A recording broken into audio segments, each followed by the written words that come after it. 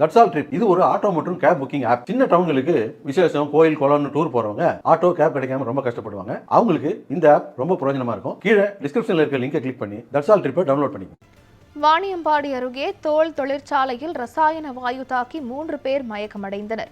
இது குறித்த கூடுதல் விவரங்களை நமது செய்தியாளர் சீனிவாசன் வழங்க கேட்கலாம்.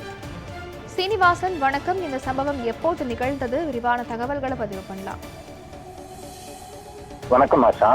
திருப்பத்தூர் மாவட்டம் வாணியம்பாடி கச்சேரி சாலையில் அதிக அளவு தோல் தொழிற்சாலைகள் மற்றும் தோல் பதனிடும் தொழிற்சாலைகள் இயங்கி வருகிறது. தோல் பதனிடும் தொழிற்சாலைகள் தோல்களை பதனிடுவதற்காக அதிக அளவில் ரசாயனங்களும் பயன்படுத்தப்பட்டு வருகிறது.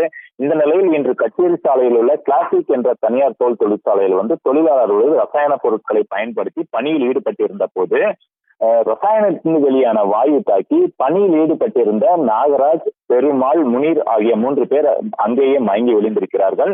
இதை பார்த்து அதிர்ச்சி அடைந்த சக தொழிலாளர்கள் உடனடியாக ஆம்புலன்ஸ் வாகனத்தை வரவழைத்து 3 பேரையும் மீட்டு வாணியம்பாடி அரசு மருத்துவமனைக்கு சிகிச்சைக்காக அனுப்பி வைத்தார்கள்.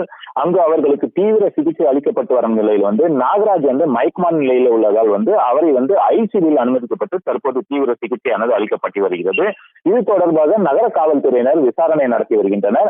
மேலும் இதில் மயக்கமடைந்துள்ள நாகராஜ் என்பவர் அதே தொழிற்சாலையில் வாட்ச்மேனாக வேலை செய்து வரும் நிலையில் அவர் உள்ளே சென்று ரசாயனத்தில் பணியாற்றினாரா என்ற ஒரு கேள்வி எழுந்திருக்கிறது.